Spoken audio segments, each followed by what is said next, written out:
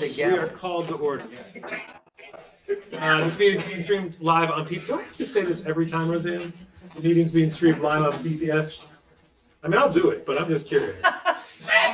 Yes. It's being streamed live on PPS TV services and on Channel 28. As everyone should know by now, it will be replayed throughout the next 2 weeks, and you can check the district website for replay times. Tonight's work session is focused on a review of our most recent summative assessment data, also known as the Oregon Statewide Assessment System, or OSAS, that was administered to students at particular grade levels this past spring. As a board and administration, I know that we want to primary focus on student achievement. This latest data provides us valuable insight about how our students are performing. I'm going to turn it over to Superintendent Guerrero to introduce this. I do want to note, and I don't think this was disrespectful, a couple of board members as we were gathering sort of noted, we're not sure this needs to be a super long meeting because what we really want to hear is where's the latest baseline? What does that mean for the future? What are our expectations? And, you know, relatively straightforward. Not to, you know. Okay, I think that's my cue to be really brief. And with that, Superintendent. Simply for the viewing audience, on September 22nd, the Oregon Department of Ed released this past spring summative assessment data. As we've observed by now from this published data, we saw some significant impacts overall and in the aggregate, not unexpected, telling us something we realized that our Black, Native, and other students of color continue to experience persistent, generational, unacceptable achievement gaps. As we shared with our broader community, we remain steadfast, however, in our resolve to disrupt this pattern, to accelerate student learning outcomes, especially for students of color. We've already begun planning, implementing concrete steps towards improving student outcomes, making progress towards our board goals, and getting to the vision we have for student success. So you've heard about a few of those strategies, our new instructional framework, adoption of district-wide curriculum, the standards-based. We're already starting to see some early promising signs of the positive impact of that. You've heard us talk about how we're investing $16.5 million in one-time federal dollars for targeted professional development. They've been participating by the thousands, literally, in training and the use of these new curriculum materials. We've continued prioritizing direct student services and support, new learning acceleration specialists for identified student groups, expanding CTE and arts education, importantly, investments in mental and behavioral health, counseling and social work for addressing students' non-academic needs, etc. So, but the main feature of tonight's conversation is going to be led by Dr. Adams, who's going to guide us through what we've learned from the data and what those trends are looking like, and help answer your questions. So, Sure. I thought I wanted a direction to shortcut the presentation there. So I have a question. Yes, sir. So I know we already looked at data stuff and we already looked at, you know, the effects of COVID. So I guess for me, I would like for us if we can look at what our baseline data is, and then we can kind of project what, based on our board goals, what we should be at next year. Okay, we can certainly jump right to that. Would it also be in the board's interest to hear Dr. Armstrong talk about the things that we're putting in place? Absolutely. And the actions that we have. So I'm going to not go over the slides that were somewhat included in the memo that you received. And then go over the slides that talk about the board goals. And then Dr. Armstrong will talk about action steps. Okay. Board, does that sound? Yep, that's good to fine. me. Good. I think you got agreement. And Dr. Adams, would you like us to ask questions as you go or hold questions until? If you would hold, it's just 3 data slides with the board. We think we could do 3 slides. That's still tough, but okay. We'll try. That's tough. I would have just, I'll back. all right. It's baby steps, Renard. As you all are aware, because you did it, this past June, the board adopted new goals for our students. 3 of those four board goals align with the OSAS assessment, and therefore want to share those data as they comprise the new baseline. What I did do and what I will share will be a comparison between where we would have been in 2019 had we had these as our goals, and where we are now, knowing that this year is the new baseline for next year. On our website, under on the board subsection of the website for anyone in the public who's interested, there is the board goals document that outlines exactly what those incremental increases are supposed to be each year. And so let's start with third grade reading. We know that reading is likely the most critical skill we teach in school, and it's imperative that by the end of third grade, students are shifting from learning to read to reading to learn. On this slide is a snapshot of our third grade reading data by race. As compared to 2018 and 19, white, black, and multiracial students demonstrated flat performance with no gains, while all remaining student groups demonstrated performance declines in reading proficiency. In 2022, roughly 17% of Black, Native, and Pacific Islander students were proficient readers by the end of grade 3, while less than a third of Latinx students were proficient readers. For Black, Native, and Pacific Islander students, current proficiency rates show that fewer than 2 students in 10 are able to read on grade level by the end of third grade. If we turn our attention to fifth grade mathematics, we know that having a solid foundation of math skills when leaving elementary school can lead to more advanced coursework in math in middle school, and which then leads to more advanced coursework in high school. Here, Latinx student performance was flat and remained at 21%. White, Native American, and Pacific Islander students demonstrated increased performance, although still only 1 in 10 Native and 1 in 10 Pacific Islander students demonstrated grade level proficiency. In 2022 and compared to 2019, Black students saw a performance decline of nearly 4 percentage points, resulting in 5.4% of students, or 1 out of every 20, demonstrating grade level performance in mathematics by the end of grade 5. Then lastly, for the third board goal, which is 8th grade readiness, this one measures the percentage of students who are proficient in both ELA and mathematics. We believe that exiting middle school with these skills will further ensure success in high school and beyond. Again, comparisons to 18-19 are shown for context. In 2022, only 5.1% of our Black students demonstrated proficiency in both English language arts and mathematics. Again, that's 1 out of 20. And 14%, or roughly 1 out of 10 Latinx students met this goal. For this measure, we had to suppress the data for both the Native American and Pacific Islander student groups in order to maintain our data privacy standards. Even so, there is work to be done in improving academic outcomes for these students. As a reminder, these are the baseline data, the 2021-2022 data, and we will be monitoring these going forward as they relate to the board goals and with the increases each year that the board established in June. So we'll be monitoring these data moving forward and reporting on progress annually. In addition, and as we've done in the past, the board will receive regular data updates as soon as we have data available. We'll bring that to you shortly thereafter. So in conclusion, in 2022, we saw some slight performance declines in both English language arts and ELA and math in the aggregate.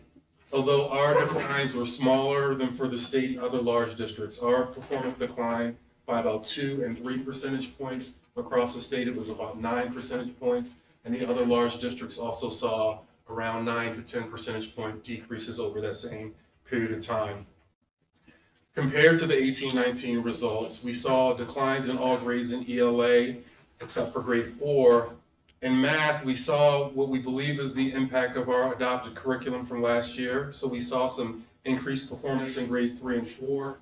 And grade 5 was flat and did not show a decline, even though grades 6, 7, and 8 did show declines. And then, as I just shared with the board goals, when we disaggregate the data, our performance gaps are still very much pronounced. And so we know we have much work to do there.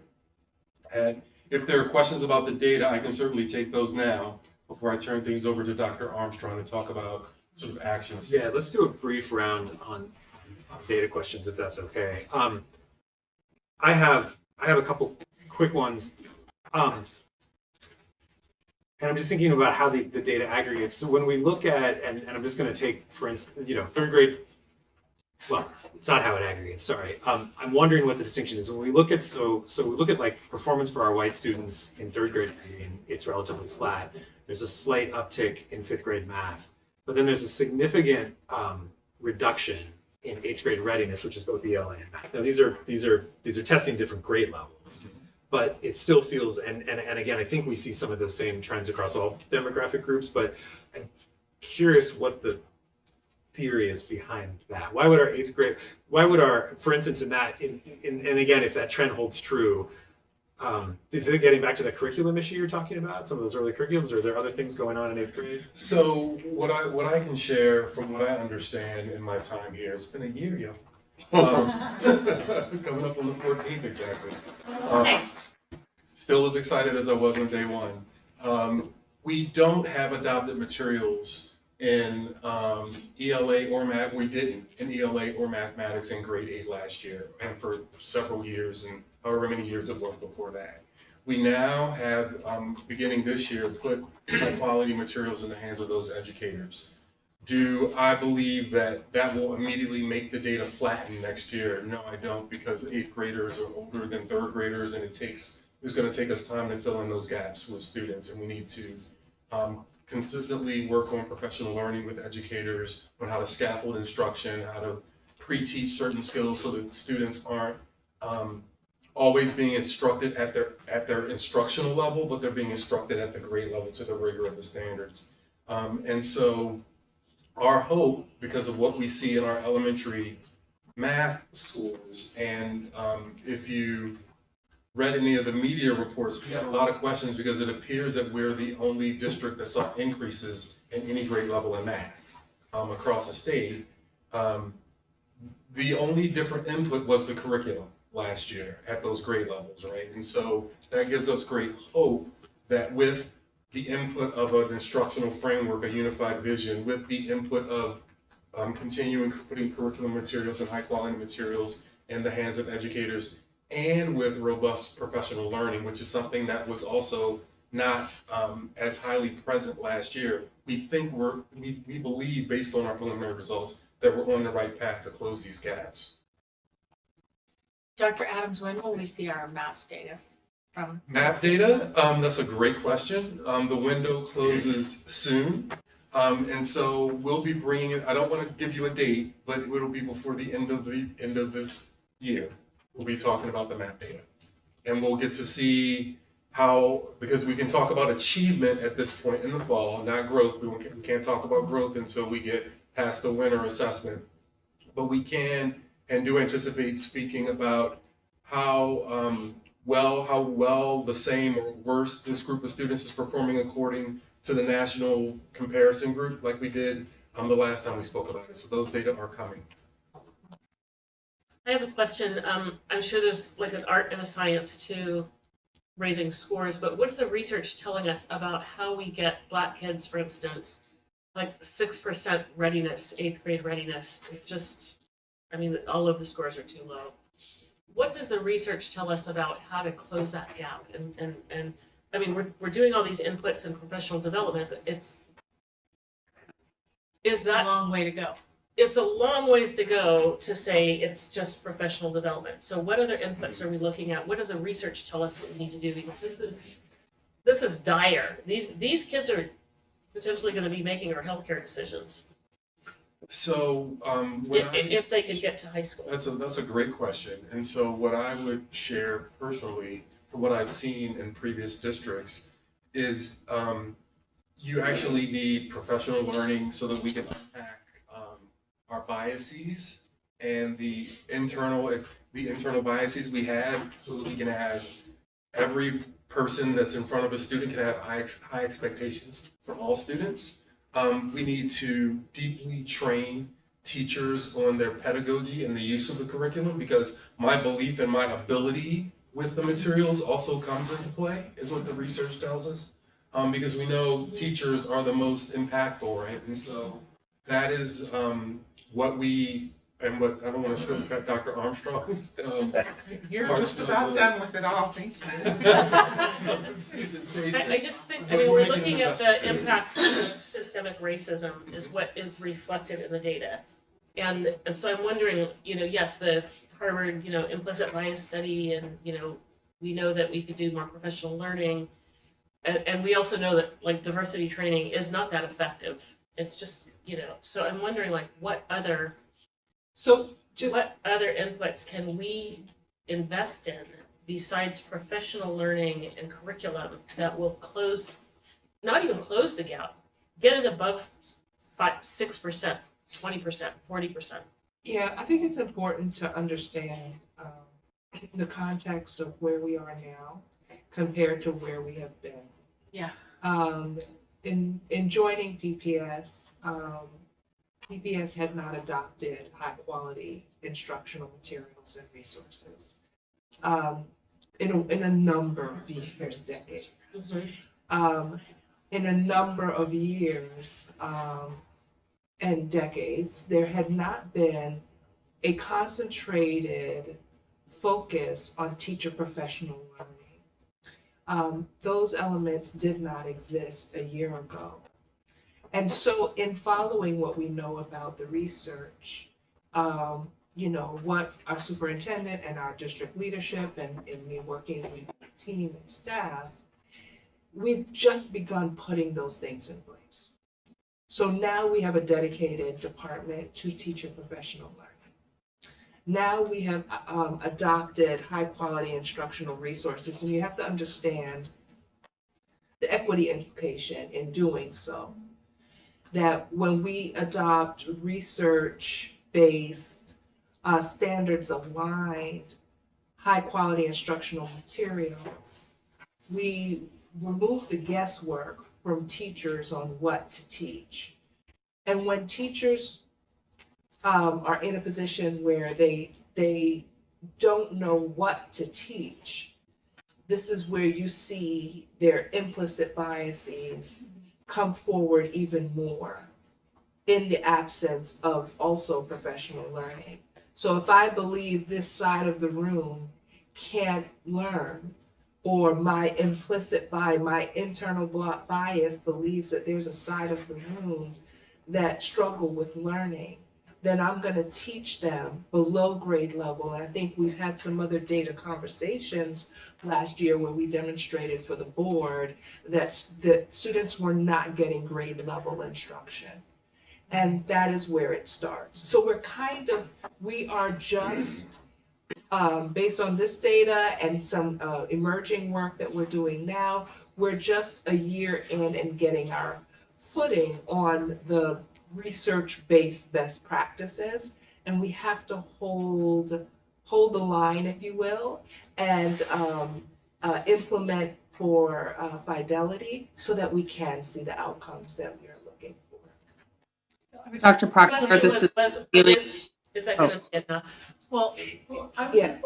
add that, like, in addition to all of I wholeheartedly agree with Dr. Proctor about like those specific things. I think the other place where the district is trying is that we are being rather targeted about sort of students that we want to make sure we're achieving, right? Like, so we're not just trying to say like every strategy for every student. We're trying to move towards a district where we're recognizing the individual needs of students and making sure that teachers and every employee in the district can respond to those needs in an effective way that furthers instruction. Is that differentiated? Yes. Exactly. Yes. In addition, I think the other thing that the district has done that other districts haven't done is that we are also investing in a set of services for students that get to the need as well. So we have same-race mentoring and leadership development, which shows that like that not only helps the students of color, but all the students achieve the extended learning and that helps students succeed, as well as in middle school. And when we're talking about positive cultural identity development activities that help students succeed. So those racial equity strategies braided with the strengthening the instructional core are going to be the thing that helps us target to do enough. We also have the learning acceleration work that is very important because that is very targeted work. We call it targeted core, and we are looking specifically at student groups that have been underperforming and marginalized, and ensuring that we are targeting accelerated learning strategies towards them to help bridge the gap and to accelerate our outcomes as well. Director DePass. Director Lowry, did you have a question?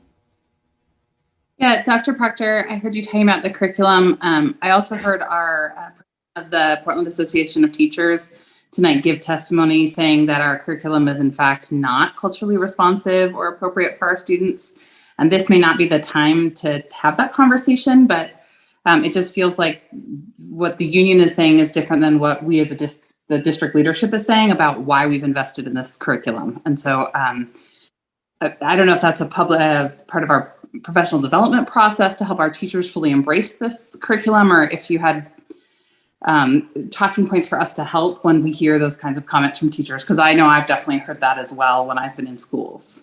And we could definitely prepare talking points for board members around that. But I assure you that we went through a very robust process in looking at curriculum that is appropriate, aligned, and culturally responsive. To the degree to which our national publishers of curriculum are culturally responsive. And I could also speak to ways that we have bridged the gap through our reading materials and our libraries to ensure culturally responsiveness in the resources that our students are receiving. So we could definitely prepare some speaking points for board members. I think it's also important to remember or know that cultural competence doesn't just live in a book. That's right. It comes to life through the teacher and his, her, or their pedagogy and their approach in knowing and understanding their students. That's where things become culturally responsive or not. And so to one of the points, there was a concern around at the secondary level that all the authors were mostly white and male. And so what we did is we brought teachers together and we curated texts by different authors that were not white and male and said, hey, use these instead. You don't have to use all of that. But do I believe that a black boy needs to learn about Shakespeare? Yes, I do. Right? Yeah. So we can't just throw away all the classics just because they were written by white men. I think that highlights like the learning that we have to do, because often when I'm curious about some of what PAT is saying, is that they're talking about representation in the curriculum, which is different than culturally responsive practice. And where we as a district need to get better is on the culturally responsive practice, and that the instruction is there. I don't think you can find a parent of color in our district who would say that learning to read and making sure that that the curriculum is aligned to standards that have been adopted are not responsive. I think what they would say is they may not be representative. I'd like to see more of my students' culture there, but it's more about the practices and making sure that we're tighter on what we do with the curriculum. And because of the emphasis on the practices, specifically the instructional practices, and because of the emphasis and the need for us to understand how our biases play into our instructional practices, that's why it is beneficial that we have a focus on teacher professional learning, so that we can train and develop our educators in not only understanding the adopted materials and how to implement that, but to understand how they can grow instructional practice overall. I have one more data question, then I think we want to move on. Do you also have a data question? There's more data questions? Yeah, I mean. I can email. No, it's okay. It's I've got okay. two questions. Great. Why don't we start with student representative and then deputy member? And honestly, this might even be better placed in an email that you can send to me later. So my first question was, do we have any concept on how the opt-out rates affected these? I think definitely at the high school level, I'd love to see that data if you could send it to me, just because I do, and also we, like in the DSC meeting today, we went over this presentation, and we had a lot of concerns about how those opt-out rates might have affected, so if I could get that data, that would be awesome. And then also I was wondering, how are we communicating the strategies that we plan to implement back to our community, and also how are we involving our unions like PAT who are on the ground in how we're going to go about doing that. And I would prefer you can send me an email so we can get things moving. Certainly on the opt-out data, I think it's it's important to note, especially grade 11. And as you can see, everyone on senior leadership is an instructional leader, but I want to make sure our chief academic officer can give you some insight into how we are collaborating with our labor partners, because, this is about supporting our school leaders, but mainly our classroom teachers. And so teaching and learning has been very busy with that kind of activity, as well as collaborating with union leadership around our efforts. So maybe Dr. Armstrong can say. I want to hold, I was Yeah, hoping also we in could the get through the interest of data time, questions I and can then we'll just- go on to Dr. Armstrong, because it sounded like there were a couple going on really quickly.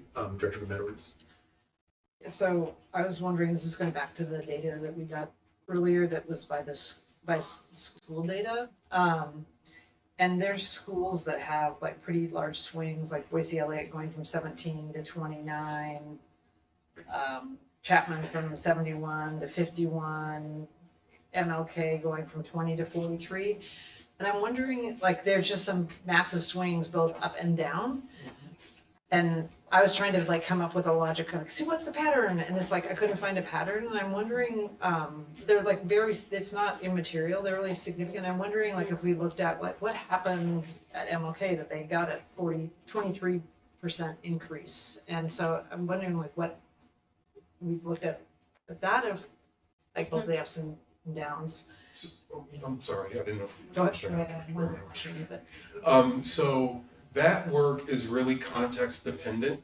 It's impossible for me and my team to sit at our computers and understand what the principal at MLK is doing, right? But this is why Dr. Franco has worked with the schools team and had principals revise their school improvement plans in light of their OSAS data. We asked them to go back and think about what they said they were going to do, where they said their foci were going to be in light of their data, because perhaps they were already focusing on the right things, and that's why they saw an increase. Perhaps they were not focusing on the most impactful things, and they saw a different swing. It could be that it's just a vastly different group of students, right? We didn't test for 2 full years, and so the students are 3 years apart, usually and typically. So that's been very much a systemic effort to have that happen, but it's also very context driven, which is why you and I haven't been able to discern any particular pattern.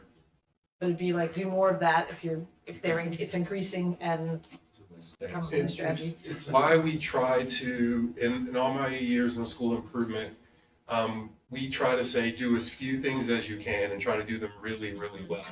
That way, when you see a difference, you know it's because you either did something or you didn't do something. Because if you got 10 strategies, as a teacher, I couldn't implement 10 different things at once. I had to choose 1 or 2. I think this district was kind of a poster child for that for a long time, and our administrators complained about it a lot, having like 7 or 8 different initiatives and, not being able to do anything. Remember, did you have a second, Dave? Yeah, my second question is just like looking at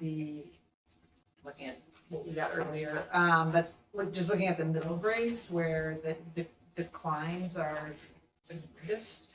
It's a little bit like Michelle's question of like what, other than curriculum, what are the other inputs you can do? Because it seems like that's where there's this bigger drop, or maybe that's leading into your presentation. And that may be the lever, right?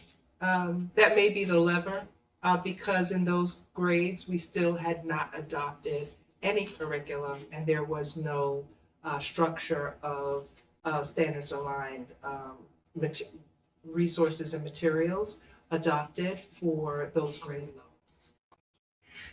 I'd also say that, given my context coming from either term, middle school is hard. You talk just across the system. And I'm just talking specifically because I wasn't here. It was distinctly harder than elementary school. Because of coming back from COVID, it really hit that very hard. And so, not making excuses, but I think we have to have a semblance of some of the reality pieces that Yeah, well, I guess could what I'm play. looking for is like what is it that's happening there? And so I think in addition to Combination. some curriculum pieces, but I think it's important to know. Middle school is extremely tough. And it could be like a combination of things, right? A combination and a culmination of things that could have impacted those grade levels. Director Green. Yeah, my questions will be brief questions. One, I appreciate we're moving from learning to read and learn. So we're trying to keep all of this. That's why this stuff is so important. And I heard Dr. Proctor say that it's true right now that they're not getting grade level instruction. And so we have to do some things to change. So that also helped to lead into some of the questions that we're thinking about here based on what I'm hearing from community and saying. So how does the mapped assessment data align with the instruction within the actual classroom, right? And then will the MAPS test data tell the educator, the sixth grade teacher, exactly what grade level that the student is operating in? And if it doesn't, then, or if it doesn't, but how does the MAPS test data get the student to where they're operating at grade level? And then the last question is, how do we explain to the community abroad the alignment between the MAPS test data assessment and the instructional learning, where how those two differ for a mom who's just like, what do you mean they're doing great and they're failing at the same time? It's a great question. So one, there are reports that come from the MAP assessment. The MAP assessment will tell you, like, where is Renard ready for instruction right now? But that's my instructional level. It might not be my grade level, right? As we talked about last December, we had 8th grade African-American students who were performing at a 4th grade math level, right? So MAP's gonna say, these are the skills that Renard is good at, these are the skills he's not so good at, and those are related to my instructional level. What we then need to work with teachers on is, what does that mean for providing me with 8th grade work? How do you scaffold that? What are the skill gaps? Because we can't teach 4 years of math in 1 year, right? We know that doesn't happen, that isn't possible, but you can scaffold things and pre-teach critical content that then enables students to access the curriculum. Thank you for helping me with my brain freeze there. In terms of how these assessments relate, a couple different purposes, right? We use math first and foremost to measure growth. When you've got swaths of students who are not performing in grade level, we've got to at least make sure they're learning a year for a year. And so MAP helps us get it back, because we need them to learn even a little bit more than that to catch up, right? So MAP helps us understand that to a degree. It also can help us, once we get that winter data point, help us understand how well a student may or may not do on the OSAS assessment. So that's an important part of it as well, because you can determine some students whom you may want to give a little bit of extra instructional love as we go through that second semester of the school year. And so I would encourage, and maybe this is something that my team can work with Dr. Armstrong's team to do, more work around, or really communicating what the MAP score can tell them versus what an OSAS score tells them in terms of their student performance. That is not an unusual question. But I think I also heard this perceived discrepancy between what MAP might be telling us with perhaps what other curriculum embedded assessments might tell us that they're based on the actual lessons taught. So whether it's an I-rated diagnostic or it's an end of unit in written wisdom, there are other forms of dipsticking student learning concepts of the curricular unit. I don't think I've ever heard that term before. As a verb. Check it. You remember? I got it now. I do remember the dipstick game. So there are multiple forms of information we're gathering that an educator has available to them in the course of their lesson planning. So I feel like we're all taking away Kimberly's thunder. That's okay, you just sum up, that's a period. I don't know if there's any more questions on the data. Not on the data. But Not on the data? it's just really, Go really for it. quick, because I don't understand it. So, what is the MAPS versus OSAS versus OAKS versus SBAC? I've only ever taken them, so I have no idea. Do they all fall under the same database? So OSAS and SBAC are the same thing. There was a name change that happened. The assessment used to be called SBAC, the Smarter Balanced Assessment Consortium, I believe is what it was. And Oregon, like many states, rebranded it as their assessment, so it became the Oregon Summative Assessment System. Those are the same. The MAP assessment is a measure of academic progress. We partner with NWEA, which is a local company, to provide that assessment to students in grades 3 through 8. That's NWEA for all of those that might be listening online out there. NWEA. We all understand the reference. Okay, just making sure. Is MAPS a diagnostic tool? No, it's not.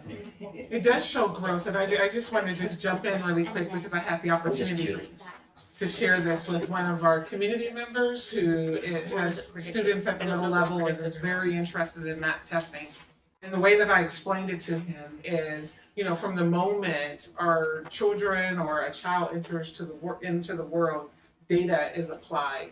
In the absence of context, that data is meaningless. So what I shared with him was, your child born 8 pounds, 6 ounces means nothing if there isn't any context or for you to be able to understand what that means as it applies to your child. And so just to simply say that, MAP testing is about growth. It's that opportunity for families to access some information to see how their student is doing compared nationally to other students in the same grade. And then teachers are then able to access that information and use it to modify instruction, to scaffold, to intervene so that their growth can be maximized. And so I like to look at it as an opportunity to accelerate, to intervene, to support, but just really keeping it on growth. So Let's go ahead and transition. I think you're up next, right? sure, and I think some of the slides. Oh, I sorry. had one data question, which I've asked before, which is, I would love to see the results for our cohorts that took advantage of our summer acceleration programs, because we're gonna have some really interesting conversations, especially when our ESSER dollars expire, where we would need to figure out like what really made an impact on student achievement and how are we going to reorient our budget to really double down on those things we were able to experiment with at that time. So Yes, my team is working with Dr. Armstrong's team on some evaluation questions around Summer Acceleration Academy, because we want to understand like what really worked. what worked and what didn't, and what those impacts are. So that is something that we will be able to share down the road. Dr. Armstrong, Oh, no. take us through the action No steps, worries, please. and I think that we'll be able to move through these slides fairly quickly, and then of course for questions. But just the image up there, I know it's an image that's familiar. Just really teasing out in the Office of Teaching and Learning the way that we're responding is through our instructional framework, curriculum adoption, and teacher professional learning. And so I just wanted to touch on each of those really quickly. The first one, next slide, please. Thank you. Who's driving? Yes, thank you. Are the materials that were adopted, and there's an access for a link to see what all was adopted and what is on the horizon. I won't spend time talking about that, but I do want to call out the site visits that are occurring, because we know providing teachers instructional materials is meaningless if we don't have the supports and that we're collecting data from the field and that we're asking questions, probing questions, so that we can respond to their needs. I like to say, transformation doesn't happen with just simply receiving information. And so we today kicked off our instructional framework learning walks, where we spent all day in buildings. And the other thing, it would be remiss of me not to say that moving the work forward wouldn't happen without Chief Buno and Chief Franco in the work that they're doing, as well as the ResJ partners, the leadership in ResJ. So that work started today. It continues tomorrow. And part of the instructional framework walk includes first a 2-hour norming session, making sure that the team is on the same page about identifying complex texts, knowing if materials are being used adequately, getting in classrooms, the look-fors. There's a focus group where the teachers have an hour to come together. We provide them lunch, and they talk about how the implementation of the curriculum is going. They get feedback, and then we debrief with the principal afterwards. And so all 3 offices plus ResJ were involved in the walks today and tomorrow, and it's a quarterly activity. So when we think about some of the questions that you all asked about, how will we know and what will monitoring look like? I think it first starts with being out in the field and collecting data on what's happening and what's not happening, and asking questions. The second part of that, on the next slide, is... I have a question. Sorry. So when you talk about going in the field and seeing what's happening, what's not happening. Sure. So what happens if something is not happening? So that's data then that the Office of Teaching and Learning uses to make some adjustments, to figure out other supports that we may need. It's an opportunity for us to make sure that we're getting it right and that we're listening. I think even attending board meetings and hearing what's coming up for responders is also an opportunity to collect qualitative data. And so whether we're in the field or we're in other settings and we're getting feedback, we come together as a team and we review what we're hearing and then look at strategies or just other opportunities to make some tweaks.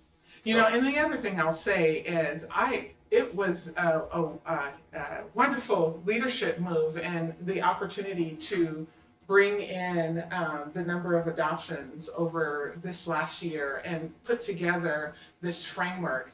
And I also think of what you all were saying about in 2018 and the groundwork for the strategic plan and setting the conditions that allows us to have everyone on board and buying in. So when we're talking about our focus is on Black and Native students, that is being echoed, whether it's in the Office of Teaching and Learning, it's specifically like K-5, we're going to CTE and everywhere out. So I just want to emphasize that the conditions, like it feels as if we've been preparing for this year for the last 4.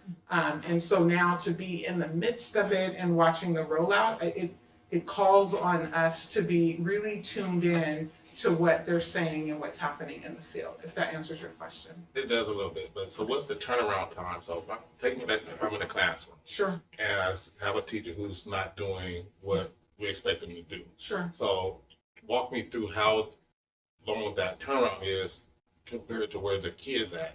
Yeah. As far as, do that take a year, 2 years, or do that class get moved on? Like, Yeah. what's that turnaround time? So our coaching model, our feedback is immediate. So just for the example that I used about being out in the field, so that's today, that was today, and that's tomorrow. And we have a step back meeting on Thursday where we will be looking at all the feedback and using it to make changes. So when we think about Leadership Institute, when we think about the next non-teacher day, professional learning day, and the resources and things that we need to do to prepare for that, all of that information from the step back on Thursday will help us think about how to set up conditions that teachers are hoping for, that they're wanting. And what I want to add, and I'll ask Dr. Franco to speak to it as well, that's the benefit of having the chiefs in the ISC all work collaboratively in this, because there is an immediate response that is given and feedback given to the principal, because the school building administrator also has a responsibility for responding to the feedback and giving direct feedback to the teacher, and then circling back with the teacher with further observations. So I'll let Dr. Franco speak Yeah, to thanks. the accountability of it. I didn't want to jump in, steal Dr. Armstrong's stuff.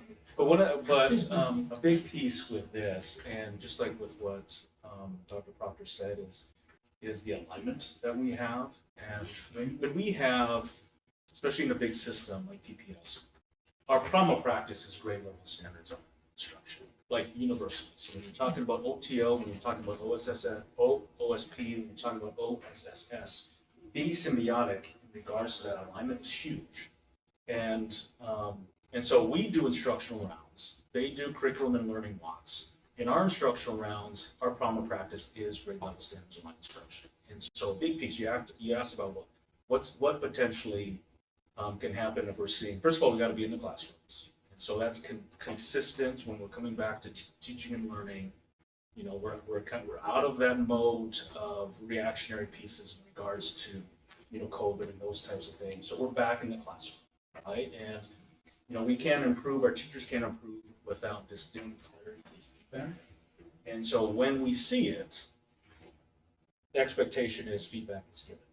Now, with, say, instructional rounds that we're doing, which is great, and then the notion of instructional rounds is that teams of principals and OTL staff even go around and they look at very comparable to what OTL is doing, but a little bit different in that when we look at very descriptive feedback that is taken from the observations, the whole idea then is to look and see what themes are developing.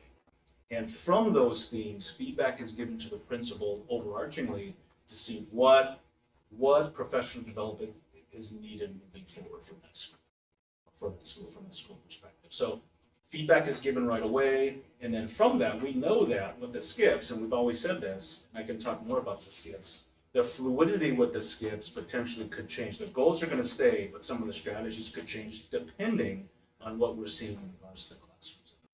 Could we speak a little bit to specifically the feedback that's given to the teacher so that they can improve or shift their practice based on what's not happening? Yeah, so there's an expectation in regards to, you know, the number of times principals are going to administrators.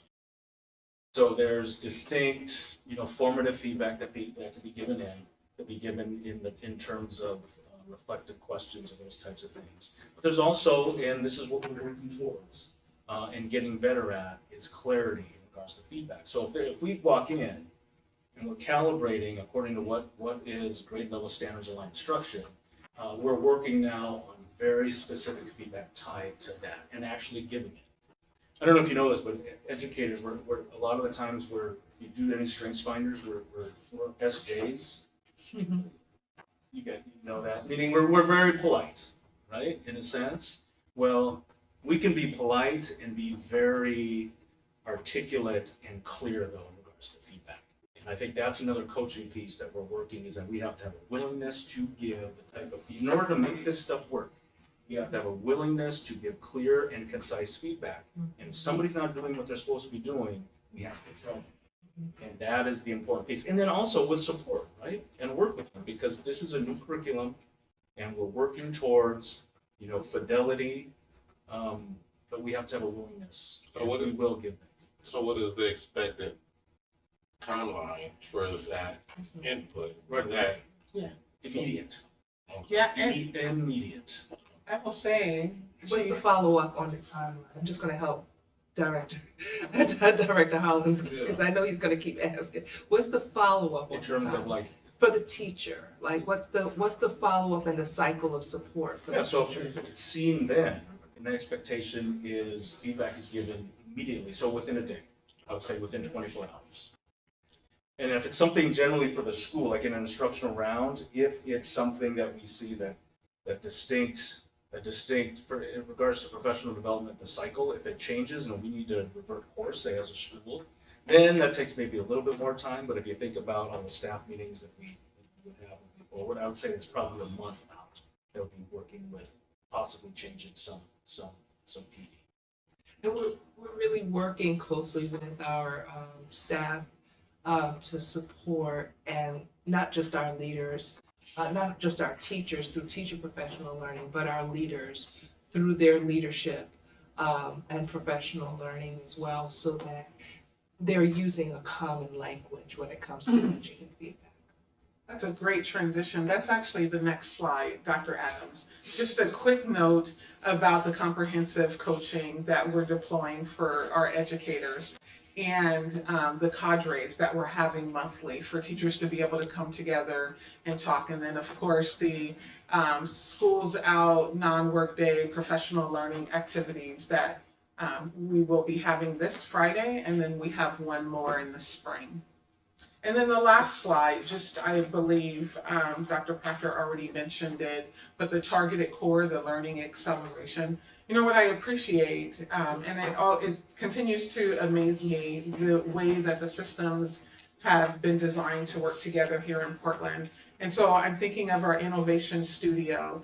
And one of the things that they say, one of the quotes that they use is that if we believe that systemic racism is created by design, then we must also believe that we can redesign it, and that their work is the accelerator. And so really thinking about that idea of accelerating support and innovation is, I think, what's really pushing our targeted core. So there's a resource that if you click on, you'll see connected to the board goals in terms of growth, looking at MAP scores, and some of the outcomes that we have.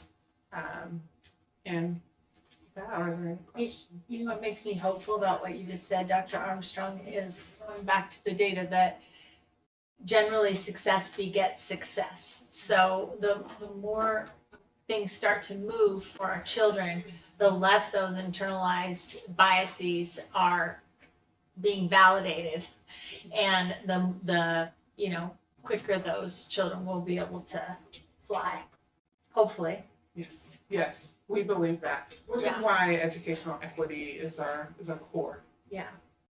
And so some of the, I'm going to call it feedback, some of the feedback you'll likely hear, because we're starting to hear it, is in the form of my kids can't, this isn't appropriate for my students.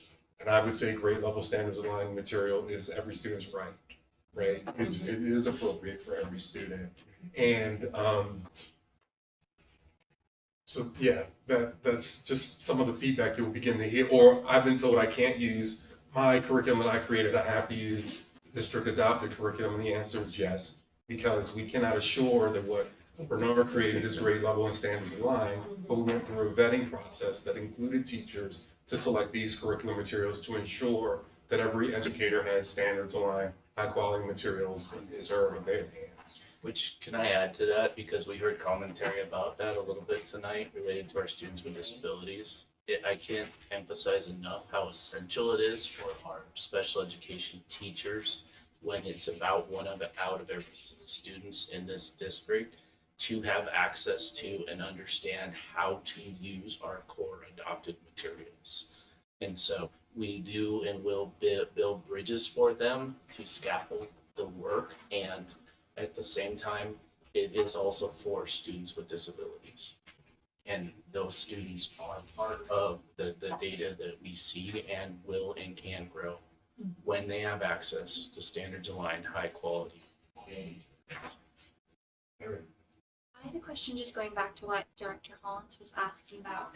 So we provide coaching, that they get that feedback right away, and then when and in what time frame do we go back and make sure that they are accepting that feedback and that they're doing it? They are indeed. Yes. Yeah, it's a part of the cycle. It's part of the cycle where they have access to coaches who can help plan, can be that thought partner, that coach can observe the lesson, can give feedback, and then to go back and watch them provide instruction and then give some feedback based on that. And is that, so like depending on the site, depending on the teacher, depending on the feedback, is the timeline for that like, because obviously you can't be like, oh, we're gonna come back in a week and you better have all this fixed. Yeah, and I really appreciate the question, and as you all know, I'm a huge Portland Public Schools fan, as you can hear, and so just another thing that I'm excited about is we had just a training earlier this week, and we were talking about the rollout of a comprehensive coaching framework that would be something that is used across all three offices. And I was sitting at the table with Coach Marshall. Haskins, Coach Haskins. And he was talking about how he could use that same framework with athletic directors and aspiring administrators. And what was wonderful about that is to say that, you know, we can have a common language and we can use common practice, whether we're talking about coaching outside of the classroom, coaching inside of the classroom, or coaching in the principal's office. And I think as we continue to calibrate and hopefully have that model solidified soon, I think it will help us move with some expedience when supporting all of those out in the field. Yeah. So for the coaching, is every person getting it? Is it based on requesting it? How are we doing that? Are we like focusing on Title I schools? Well, first, the teachers who are in their first 3 years are eligible for a mentor. So there's two things. There's the mentor, and then there's the instructional coaches by the content levels, or our content experts. And so any teacher that needs support on the curriculum implementation, or they have concerns or questions about content, we're building a base. But more important than that is we're making sure that our principals are instructional leaders and that they're able to have the same type of conversations that we're having. The difference, I would say, is from OTL. It's more as a partnership, that guide on the side. It's not evaluative. Whereas in the principal's office, they have an opportunity to really talk about growth over the long hauls. Oh, I'm sorry, Office of Teaching and Learning. Okay, I'm sorry. I'm learning acronyms, and so I have to use them. And I do want to say that from a coaching perspective, right? It's not, there are specific coaches, and yes, we also school administrators who are natural coaches and should be. But also our schools are doing a good job of setting up kind of those internal structures in regards to like PLC time. They're working with their peers. Because I think we all know, and if you were to ask any teacher or any administrator, the most important professional development they would say is that's all. Yeah. So whether it's plan time, whether it's PLC time, use of staff meeting time, those are also extras. And I would say too, yes, a really good question around observations, like going in. Ideally, what we want to see is units, right? So you could go in and see a unit, go in, see it, offer some feedback, and then come back and see unit, as opposed to yes, a good question. Let's not do it and then come back a month or 2 months later, because you want to see, right? You want to see, number one, that the feedback has been taken, and that there's growth and that it's timely, and that we're all following the same model, right? I mean, if your debate coach was to give you feedback 2 weeks after your event, you know, like, is that helpful? So, yes. I wonder if we could take a little bit deeper dive on this slide that was on the specifics that approach around the schools that have serving the largest number of students who identify as Black and Native American. I'm wondering, like, how many schools that is.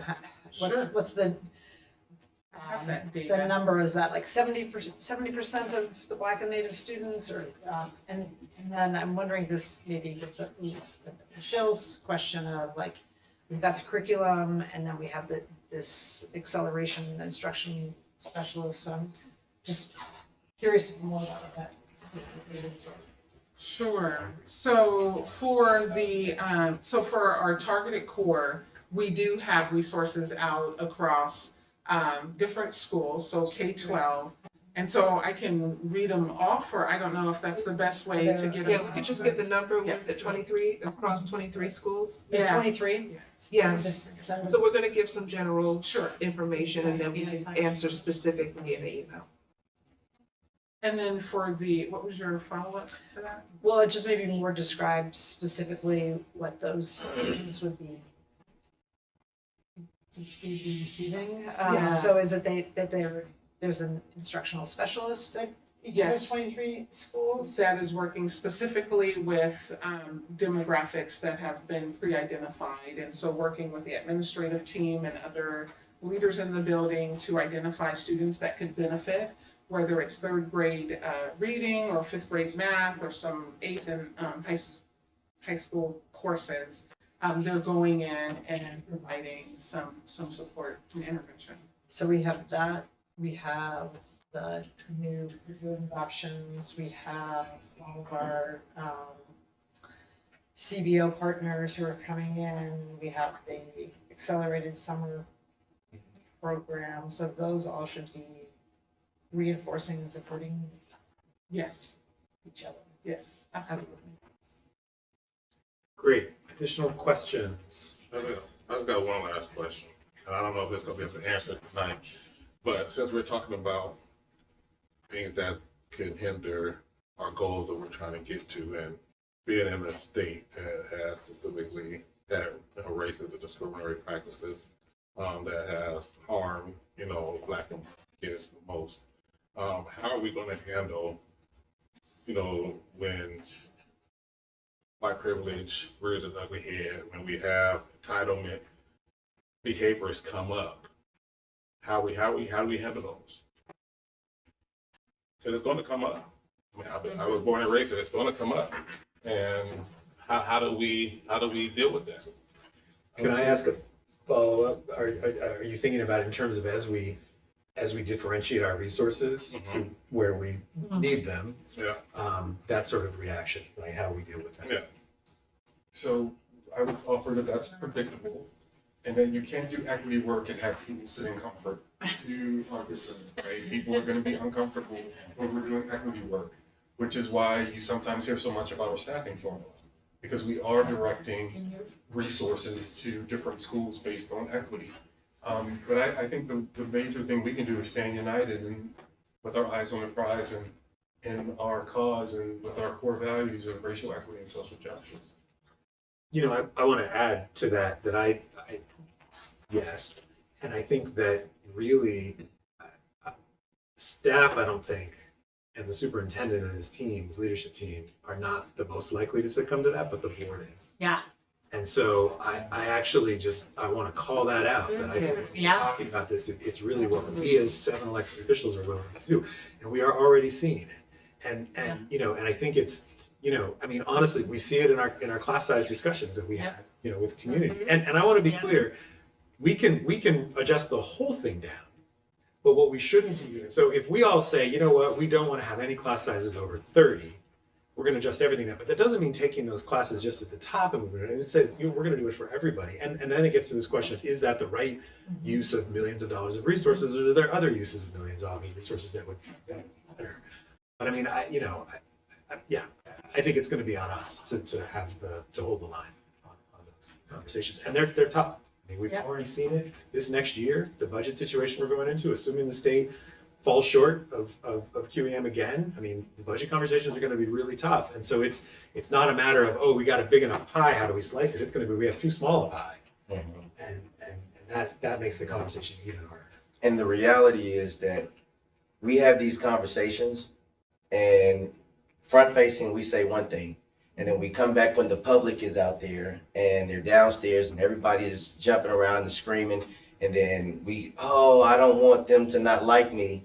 And so we vote another way.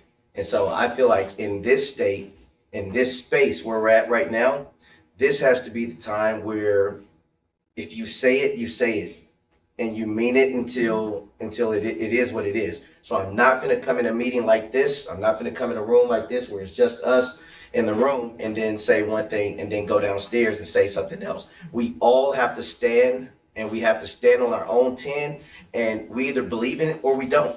We either want it or we don't. We cannot come in here and be like, well, they're whispering in my ear, and so I'm gonna lean this way. No, this is not the time for that I'm gonna be wishy-washy. No, you need to stand on it. You need to be your own and be 10 toes down the whole time. And so for me, I'm glad we're having this conversation and that we're talking about it and white supremacist thinking and all of that, because when it pops up, if you're not prepared to say you need to go somewhere, then you shouldn't be on this board. Because in this season, this is not going to be the time for, oh man, let's just do this because this will get more people to like us. Nobody voted for us because they wanted us to be liked. They voted for us because they wanted us to do the right thing by the kids and by the people. We came in on saying that we're going to make things better for Black kids in our school systems. And now when it comes time to actually do it, we're getting all this pressure saying, but what about the white kids? I get it. Let me tell you something though.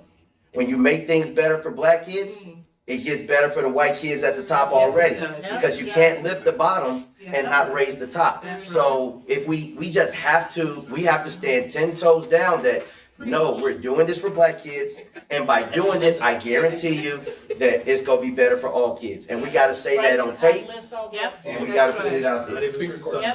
Oh, well, we're being recorded. Well, there you have it. Herman Green said it, and I approve this message. Director Green? Director Green, I'm gonna say preach. Wait, I'm sorry, actually, Amy. Sorry. Sorry, Amy. Yeah. That's okay, Amy. It's so hard being virtual. I was gonna say, Herman, preach it, right? Amen. Pass the plate.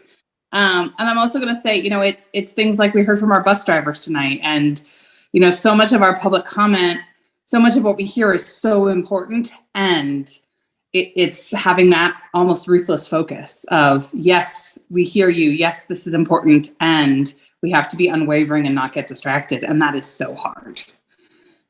But so I appreciate your willingness to I like that, stand with the 10 toes down, and really commit to changing things for our kids. Director Constantine.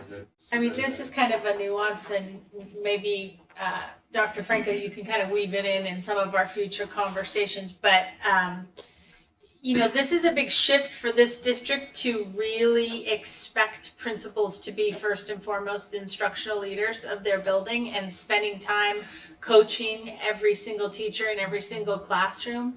And it's just not how things have operated. So I think like in our budget process, it'll be important for us to look at our staffing in our schools to make sure that they have the time and the opportunity to do that role, perform that role well. Because we also know that we ask them to do a ton of other stuff like, recess duty and, security at Rosa Parks and all kinds of stuff. So we really need to maybe take a different look and make sure, are we setting them up for success if our expectations are really around them spending the majority of their time on coaching teachers? And I appreciate that comment. And I cite John Hattie a lot because he does it. It's hard to argue with thousands upon thousands of research, right? And that's what he does. But he actually points to two types of leadership that he says are very transformational, and there's instructional. And instructional, the effect size is distinctly higher. So when we think transformational, we think the community, right? Doing all those types of things, you're building a vision, you're crafting a vision, you have school improvement plan, all that good stuff, which is great. Rallying the teachers and that type of thing. But it's clear that instructional leadership is what our folks have to do. There's no question about it, no question.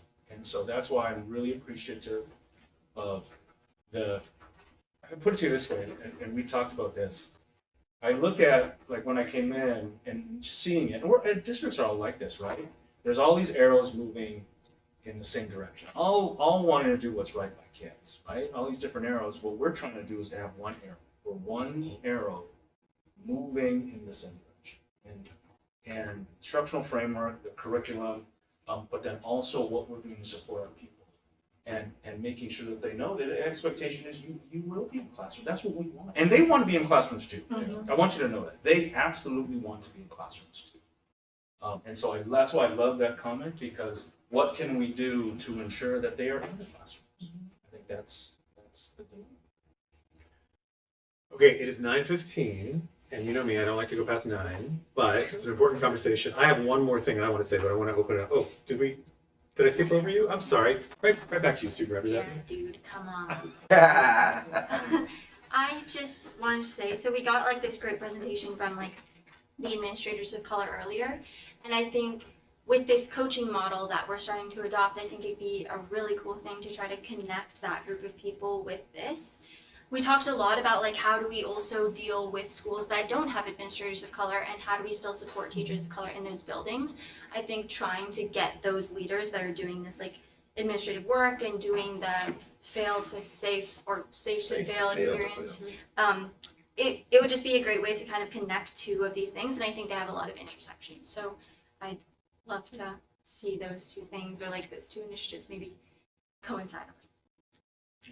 It's in the works, actually. Something that is a little bit tangential, but I think is important, and I think I brought it up at one of these quite a while back. And I'm very excited. I'm not only excited about what we have here, I'm excited about the energy from you all as you talk about it, right? I mean, it's really palpable in this room as you're answering our questions about what you want to do. I also continue to feel like we can do everything right as a school district. And there are going to be problems outside of our control that are going to impact student achievement, right? And it's the systemic racism that exists in our community, it's lack of opportunities, all the rest of that. One of the things that I've begun to talk to Amy a little bit about in the Intergovernmental Committee that I want to just keep putting on the table is, as we focus on these particular schools, and we focus on these particular communities, what are the things that we can bring from other governments, I'm thinking in particular the county, that will also support these families and these communities that will have a direct impact on student achievement, right? So whether this is economic opportunity, drug and alcohol treatment, it's medical care, it's healthcare, mental health care. I mean, it's all these different things that are all the county has hundreds of millions of dollars to spend, and not even asking them to spend more, just saying, if we focus on these, call it 8 schools, can you also come in with your county services and focus on these 8 schools? And it feels like you'll have that accelerating effect, right? That we're doing everything right, you're seeing student achievement, and then you're seeing these other services being provided to these communities that are desperately need them anyway, that could be sort of doubling or even tripling that impact. So I want to at least start that conversation. Superintendent, I think you've done something similar to this. Impact you see in certain cities around the country. We have these conversations all the time around what would it look like to maximize our collaboration. Little things, not so little. Expanded sun programming, maybe you serve kindergartners in those programs. Maybe you actually serve on Fridays. Right? I mean, there's no shortage of a list of ways that we're gonna keep in dialogue, and we know there'll be some leadership changes there, so we're optimistic about down the road how we tighten up our collaboration. I think coming like at the next intergovernmental committee, we'll be presenting about some direct action that the school can take towards the lobbying the county and talking about some of the county's prioritizations and their upcoming funding rounds. I think that's really key. But I also think there's a lot of opportunity at the state as well, as the state is making choices about their reimbursements for Medicare and Medicaid and sort of how that moves towards public health activities.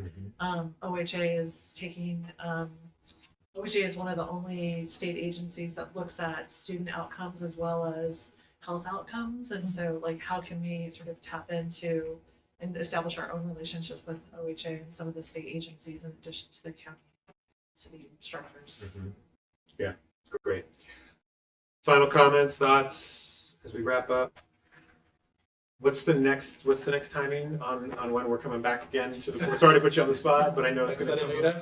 Next set of data will be math data, and that will be coming before the end of the calendar year. Great. We'll also try to weave in some post-secondary readiness data, if I can. Okay. Thank you very much. Appreciate it. Thanks, everybody. We're adjourned.